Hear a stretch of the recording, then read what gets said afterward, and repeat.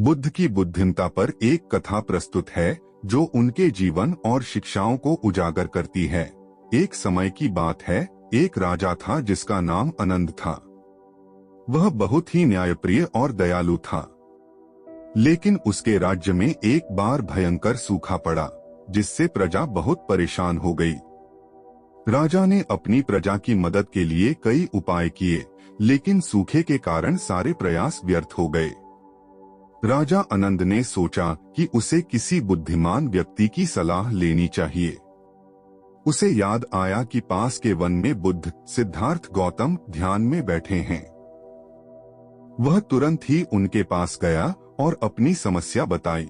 बुद्ध ने राजा को ध्यान से सुना और मुस्कुराते हुए कहा, राजन, प्रकृति की यह विपदा हमें कुछ सिखाना चाहती है।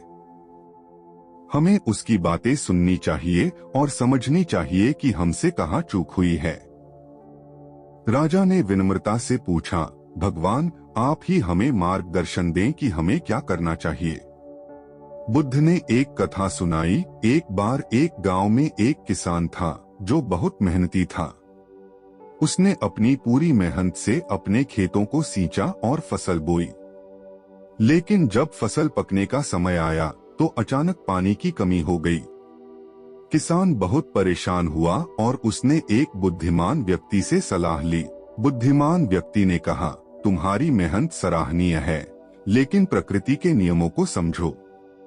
जब तुम्हें पता था कि पानी की कमी हो सकती है, तो तुमने पहले से ही जल संग्रहण क्यों नहीं किया? तुमने पेड़ों को क्यों नहीं लगाया जो भूमि को संरक्षित कर सकते थे? किसान ने अपनी गलती समझी और अगले वर्ष उसने अपनी जमीन पर पेड़ लगाए और जल संग्रहण के उपाय किए।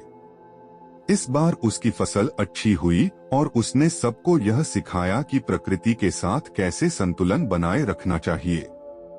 राजा आनंद ने बुद्ध की कथा से शिक्षा ली और अपने राज्य में जल संरक्षण और वृक्षारोपण का अभियान चलाया।